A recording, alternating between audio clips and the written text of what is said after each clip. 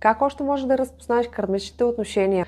Като се срещнеш с човека, ти изпитваш силно привличане, но по същия начин ти можеш да изпитваш и силна омраза към този човек.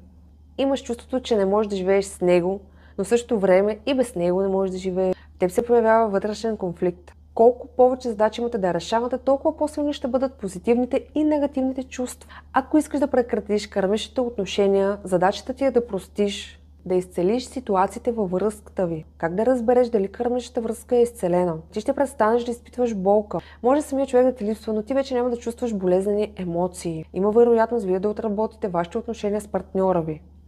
Защото сте еволюционно по-израснал, а партньорът ти трябва още да отработва.